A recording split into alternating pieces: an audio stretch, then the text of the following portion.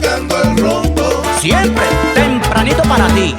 marcando el rumbo. Hoy, miércoles 4 de junio. Comenzamos nuestra sección Marcando el Rumbo en el Mundo. Vamos a hablar hoy sobre Israel y tenemos como invitado desde Israel a un querido amigo, profesor, que conozco desde hace ya muchos años porque tuve la dicha de ser becada por Mashá, por la cooperación israelí, y fui a formarme precisamente al Instituto de Histadrú. Él es Sergio Green. Muy buenos días, Sergio. Bienvenido a República Dominicana a través de Marcando el Rumbo.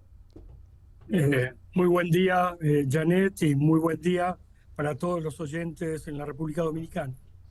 Sergio, te estamos escuchando, pero mañana también te podrá leer el dominicano y las dominicanas en el periódico El Caribe, que también es del grupo de CDN. Y precisamente vamos a contar contigo para poder orientar a los dominicanos y las dominicanas sobre varios puntos interesantes de Israel. Todo el mundo conoce a Israel, todo el mundo ha leído del antisemitismo que ha existido, todo el mundo sabe de lo que vivieron los judíos en la época de Alemania con el gran holocausto, y que República Dominicana pues le dio la oportunidad también para que barcos pudiesen llegar a República Dominicana en esa lucha que ustedes tenían. Pero desde el 7 de octubre del 2023, cuando Hamas pues atacó a Israel, comenzó una nueva guerra. Una guerra que hoy, en la actualidad, sigue confrontando en la zona de Gaza.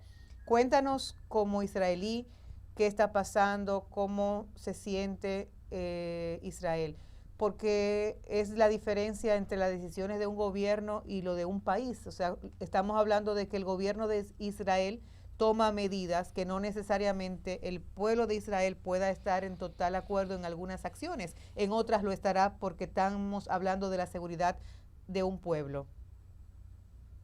Bueno, creo que describiste la situación sí, bastante bien en todo sentido. Primeramente, cuando hablamos de Israel, obviamente estamos hablando de una democracia, y en esta democracia siempre solemos decir que muchas veces cuando hay dos israelíes hay tres ideas. Creo que esto no ocurra solamente en Israel, pero aquí obviamente esto es bastante intenso. La situación de guerra obviamente no es recomendable para nadie, ¿sí? Ya que es una situación donde no importa si cuál sea la camisa o la camiseta, como le quieran decir, cada persona, aquí se producen muertos, se producen heridos, ¿sí? Y obviamente hay gran cantidad de familias que están totalmente desestructuradas. Es decir, hay que hacer lo imposible, por supuesto, para no llegar a esta situación. El hecho acontecido el 7 de octubre, donde el Hamas, desde la Franja de Gaza, produjo un ataque ¿sí? Demoníaco, lo diría yo, por todo lo acontecido en ese momento, incluyendo más allá de los horrores de las matanzas, secuestrando gran cantidad de gente. ¿Sí? Esta herida todavía no cicatrizó en absoluto, todavía tenemos 58 secuestrados en la Franja de Gaza, 20 de ellos vivos, o que estamos prácticamente seguros que están vivos, y el resto de las personas lamentablemente fallecidas. Lo que sí podemos decir es que la gente que vivía o que vive en la frontera con la Franja de Gaza son particularmente gente de kibutzim. Cuando hablo de kibutzim estoy hablando de aldeas comunitarias, la mayoría de ellos de pensamientos básicamente pacifistas, incluso muchos de ellos, parte incluso de los asesinados, eran personas militantes en movimientos pacifistas israelíes. En cada manifestación que había, por lo general, en algún tipo de disputa frente al gobierno de Israel, ellos, en este caso, recuerdo una mujer muy cercana desde el punto de vista laboral, que siempre fue parte de esas manifestaciones y fue asesinada. Sergio, te Sí, habla Rafael Dolores. Tengo una pregunta sí, para ti. No sé si manejas la información. Hoy es Día Internacional de los Niños Inocentes Víctimas de Agresión y como el territorio de Israel suele encontrarse bombardeado en distintos momentos, me gustaría saber si existe algún programa. ¿Qué hacen con los niños que quedan huérfanos a raíz de esta situación que se vive? Si reciben alguna ayuda, ¿qué hacen con ellos? bueno, obviamente que el tema es más que delicado. Sí, en muchos casos lo que sucede es que eh, si por ahí falleció el papá, no falleció la mamá, me imagino que tú te estás refiriendo a que hay una especie de, o sea, una situación en la cual tanto el papá como la mamá hayan fallecido. Sí, exactamente, cuando quedan huérfanos. De ambos Y padres. bueno, digamos que voy a retomar primeramente el tema que comenté anteriormente. Si estamos hablando de los casos de los kibutzim, el kibutz tiene la característica, como dije anteriormente, de ser una aldea comunitaria. Bien, es decir, existe eh, una gran familia llamada kibutz, pese a que no son todas personas de la misma familia. Es decir, para eso hay que explicar de qué se trata esto del kibutz. Es un pequeño gobierno que dirige, organiza varias familias. Sí, digámoslo así, por lo general estaban estructurados bajo una economía de carácter social en todo sentido. Y esto también le da un espíritu también de gran familia, como si fuera un hogar ampliado. Bien, entonces muchas veces las soluciones van a estar dentro de la propia estructura familiar, del propio kibutz. Pero obviamente también tiene que existir apoyo de parte del Estado. ¿Sí? Y desde ese punto de vista existe aquí lo que es un Ministerio de Bienestar Social que tiene diferentes tipos de planes. Hay que recordar, aunque no sea un tema directamente relativo a este tema de los niños huérfanos, que en el Estado de Israel, eh, especialmente en todo el periodo eh, posterior a la Segunda Guerra Mundial, llegaron aquí, a Israel, gran cantidad de niños huérfanos de la guerra. Por lo tanto, el modelo de internados educativos para niños huérfanos es un modelo institucional que se fue transmitiendo de generación en generación. Y en estos internados van diferentes tipos de niños, eh, tanto aquellos que tienen algún tipo de problemática o riesgo social, como también pueden llegar a ir niños huérfanos que de por sí, un niño que está huérfano, obviamente está en una situación de riesgo mucho más alta que aquella persona que está en una familia normativa. Bueno, hay una alianza entre Hezbollah, Hamas y Jihad, una alianza contra Israel.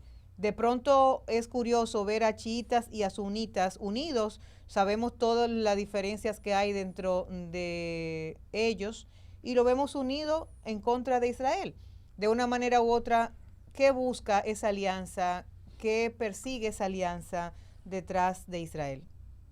Bueno, nosotros consideramos que esta alianza básicamente tiene un gran director de orquesta y ese director de orquesta se llama Irán. Sí, quiere decir que desde el punto de vista ideológico, ¿sí? Lo único que une, por ejemplo, al Hamas con grupos como Hezbollah o grupos como los hutíes en Yemen o grupos como las milicias chiitas pro-iraníes en Irak, ¿sí? O hasta no hace mucho tiempo las propias milicias pro-iraníes en Siria, ¿sí? Es el odio a Israel. Es decir, si le vas a preguntar a cada uno de estos grupos, todos estos grupos pretenden la desaparición del Estado de Israel. Bien, y otra vez, el gran director de orquesta justamente es Irán. Si no, no se podría entender, tal cual como tú muy bien lo describiste, Janet, no se podría entender esta alianza totalmente atípica, ¿sí? Del Hamas sunita, ¿sí? Con Irán chiita. La política de Netanyahu ha sido clara después del 7 de octubre. Si bien es cierto, se logró firmar una pequeña pase de cese al fuego, no se ha hecho ningún acuerdo con cese para que haya paz en la franja de Gaza. El Estado de Israel se niega, y cuando hablo del Estado estoy hablando del gobierno, tanto del Poder Ejecutivo como del Poder Legislativo, a reconocer a Palestina como Estado. Mientras esto sucede, el mundo está viendo hechos de muerte. O sea, se sigue bombardeando Gaza, siguen muriendo palestinos. En el día de ayer murieron otras decenas de palestinos. La ayuda comunitaria se ve que no llega al país. La gente está hablando de genocidio.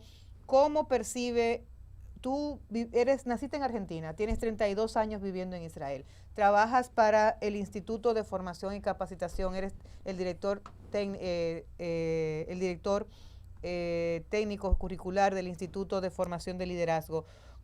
Vives allá, estás expuesto a lo que pasa en Israel. ¿Cómo perciben ustedes estas decisiones que está tomándose? ¿No hay un camino hacia la paz? ¿Seguirá Netanyahu y su gobierno aniquilando a través de bombardeos personas que viven en la Franja de Gaza, que muchos de ellos inclusive pueden ser los mismos israelíes como víctimas? Primeramente, tal vez hay noticias del día de hoy que estaba leyendo que supuestamente se adelantan las elecciones. Que eso ya de por sí es importante, que podrían ser adelantadas para finales de este año o principios del año entrante. Que ¿sí? se adelantan las elecciones para salir de Netanyahu o para ponerlo a prueba electoral. Sí, para poner a prueba electoral, o sea, elecciones abiertas, libres. Sí. ¿Sí? Elecciones. Sí, que ya eso de alguna manera habla de las problemáticas internas de la coalición de gobierno, por un lado, y por supuesto de la demanda de la oposición, ¿sí? al propio gobierno. ¿Sí? No tengo ahora, de verdad que no. ¿Cuál es el partido más fuerte de oposición de allá ahora mismo en Israel? Bueno, en este momento hay 3 partidos que se disputan, digamos, el liderazgo de la oposición.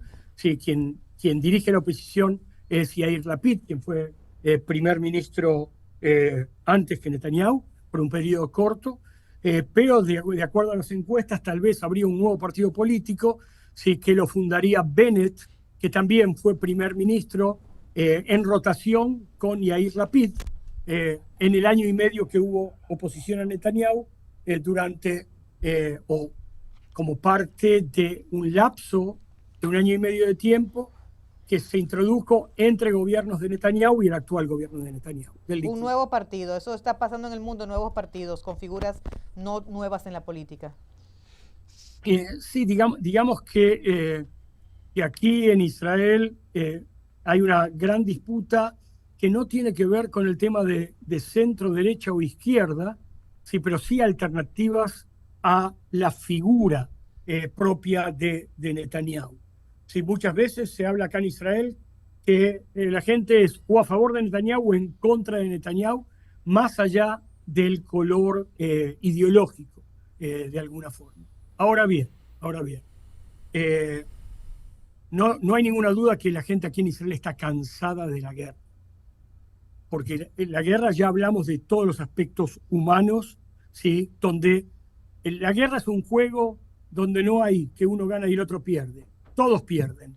Porque si matan a mi hijo, ¿sí? A pesar de que después el gobierno pueda declarar una victoria, ¿sí? Y para mí, matarme a mi hijo para mí es una gran derrota. Bien, ahora cuando yo digo el tema de mi hijo, estoy tratando de asumir un rol de sentir lo que siente cada papá, cada mamá, cada hermano cuando un familiar muere.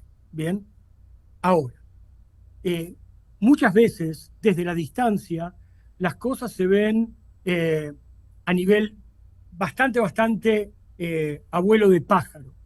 ¿Y a qué me refiero con esto? Por ejemplo, vamos al tema de los alimentos que tienen que llegar a la Franja de Gaza. Y la problemática fundamental aquí no es el tema de que los alimentos lleguen a la Franja de Gaza o no lleguen a la Franja de Gaza, sino ¿Quién recibe esos alimentos para después distribuirlos a la población? Bien, y ya salieron y aparecieron mucha documentación filmada, ¿sí?, y no filmada, que el grave problema con el ingreso de los alimentos a la Franja de Gaza es que el Hamás se apodera de esos alimentos, porque quien maneja los alimentos termina manejando el poder, porque la gente va a depender del Hamás de recibir alimento o no. Ahora, el Hamás maneja esos alimentos a su criterio. Se lo dará a sus militantes, él va a venderlo más caro o más barato de acuerdo a quien sea el cliente, se va a poder manejar la oferta y la demanda de acuerdo a su criterio, lo que hace que al final de cuentas la dependencia del pueblo gazatí, del pueblo palestino en la propia Franja de Gaza, tenga total dependencia del Hamás. Por lo tanto, lo que se está buscando ahora, y no se encuentra todavía el mecanismo adecuado, porque el actual, con una empresa norteamericana de por medio, todavía no funciona como corresponde, pero lo que se está buscando es que el alimento llegue a quien tiene que llegar. ¿Sí? Y esto lo podemos hablar con ejemplos mucho más sencillos, es decir, acá no es el tema del manejo del dinero, es el manejo de la alimentación. Alimentación le da poder, más poder al Hamás. ¿Sí? Okay, entonces, creo que es importante poder analizar la situación en el propio terreno. Okay. ¿Sí? Eso es por un lado. Por el otro lado, yo creo que el principal perjudicado, ¿sí?, primero, por supuesto, es la persona fallecida, ¿sí?, y la familia de la persona fallecida, digamos que hablo del lado palestino. Lo peor que le puede pasar a Israel es la muerte de un niño palestino. Es decir, desde el punto de vista de imagen, desde el punto de vista de objetivos, ¿cuál es el objetivo de Israel de querer matar a un niño palestino? Si sabe que al primer niño palestino que se muere, ¿sí?, obviamente el mundo se le tira en contra. Al que más le conviene la muerte de niños palestinos, sin lugar a duda, es al propio Hamás. Porque básicamente... Lo usan contra bandera para fomentar el antisemitismo. No hay ninguna duda, y para debilitar a Israel desde el punto de vista de imagen, y obviamente que ese tema de imagen después termina siendo una fuerza política en contra del propio Israel. Mira, Sergio... Ojalá se podrían hacer las cosas en forma, como se dice, como un cirujano. Sí, con un cirujano cerebral, incluso que puede entrar al menor detalle, pero lamentablemente la realidad de la guerra es otra, y creería que de alguna forma, primero, el Hamás tiene como rehén a su propia población. Tenerlos como rehenes dentro de la propia Franja de Gaza, ¿sí? Y no solamente en esta guerra. Hay que recordar, primero, que el Hamás, a diferencia de Israel, una cosa es un país democrático y otra cosa es una dictadura. Y en una dictadura que hace casi 20 años que ellos manejan todo el sistema educativo, ¿sí? Entonces imagínense cuál es el tipo de adoctrinamiento que están teniendo, ¿sí?, los jóvenes y los menores allí en la Franja de Gaza. Por el otro lado, no hay ninguna duda que la guerra, sí, como tal, solamente ayuda a que haya mucha más ansias de venganza para el futuro, y que esta violencia va a terminar engendrando más violencia. Sí, por lo tanto, la guerra no es la solución. Y creo que ambas partes, y cuando digo ambas partes, digo no el Hamás, porque al Hamás no lo tomo como parte, pero sí la Autoridad Nacional Palestina y el gobierno de Israel, junto con las potencias regionales e incluso mundiales, tienen que llevar todo esto no a que se dé una situación de no guerra, lo tienen que llevar a una situación de paz. Hay que buscar la solución para el conflicto y no que se trate de seguir manejando el conflicto poniéndole parches.